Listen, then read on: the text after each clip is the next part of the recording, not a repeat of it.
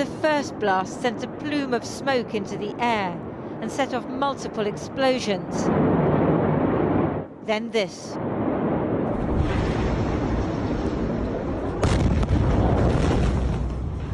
People were watching and filming from all over the city. The blasts were in the port area. Lebanon's health minister said a ship of fireworks had gone up, but other sources said it might have been a warehouse of ammunition. Shipping containers were blown open, and the smoke rose, casting a pall that could be seen for miles. No one knowing if this was a horrific accident or worse, a terror attack.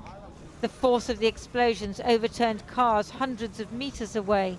Such huge blasts must have killed people, but it's not yet clear how many. My car was down there. It rolled over. I think this was because of the glass. The glass cut me. My car was like this. Ambulances hurtled through the ruined streets. The Lebanese Red Cross said it had sent out 30 teams. The injured were rescued by whatever means possible to go to Beirut's struggling hospitals, already burdened by COVID-19 patients. I don't know what happened. I was fishing. I heard there was a fire, so I turned around and started to head home. Then I heard something explode. I got injured. I don't know what happened. In the city centre, people picked their way through rubble-strewn streets. The walking wounded, many cut by glass that had been blown out of apartments and shop windows. Not since the civil war in the 1970s and 80s have the Lebanese people seen such devastation.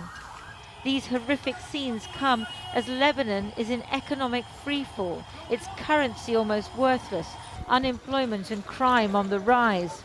Because for years, corrupt politicians have run the country like a collection of fiefdoms, the banking system like a Ponzi scheme. As darkness fell, they tried to douse the flames. That might be easier than dousing the fury the Lebanese people will feel when they emerge from shock and ask whether this was an accident or an attack, and how their leaders allowed it to happen. I'm joined from there now by Dr. Maha Yahya, director of the Carnegie Middle East Center. Can you tell us what happened from your point of view?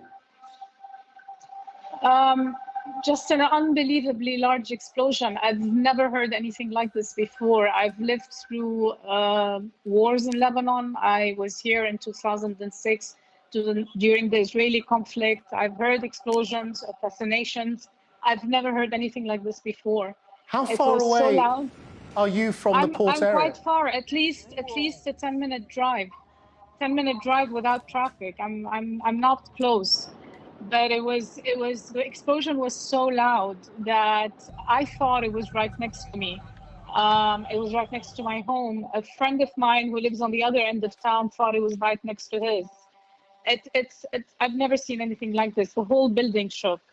And it came in waves. First there was the first wave, and then the second wave, and then we heard the blast, and things shattered everywhere. And what did you think?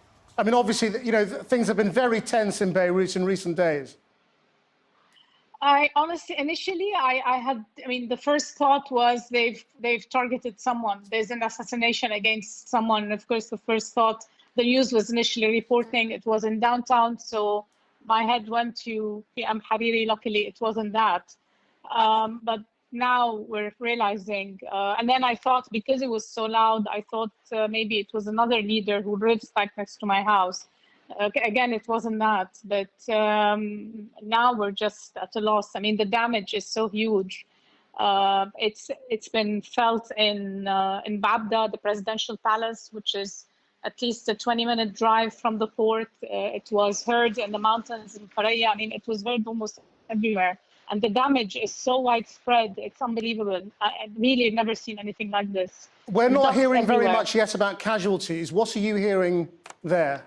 The casualty number is beginning to rise. The hospitals are overflowing. Some of the major hospitals are saying, please don't come anymore. One of my friends was injured. The glass fell on her, so her arm is broken. She's been, they actually had to take her outside of Beirut to be able to get treatment. The hospitals are at capacity. They're asking people to donate blood. We just heard that the Secretary General of the Kataeb Party has died as a result of his injuries. So there are significant numbers of injuries and deaths, but we still don't know. There are reports that there are at least 3,000 injured, but I mean, it's just too early to tell. But hospitals are at capacity, and people are being taken outside of Beirut for treatment. What sort of effect do you think this will have on the political instability that is in Lebanon right now?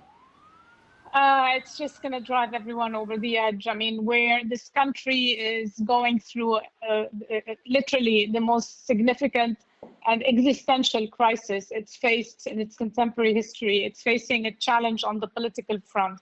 It's going through a massive economic crisis, a pandemic, and now this. The damage alone is huge, and state institutions are already significantly weakened. I don't know how they're going to cope with this. The Ministry of Health is saying, you know, treat everybody at our expense, but they're broke. So it's just crazy. I don't know who's going to be able to even compensate damages. We're hearing about entire buildings just collapsing because of the force of the explosion. I mean, some people are saying it felt like an earthquake. They thought it was an earthquake because the ground was shaking. Well, Dr. Yahya, thank you very much indeed for joining us. Thank you. Thank you.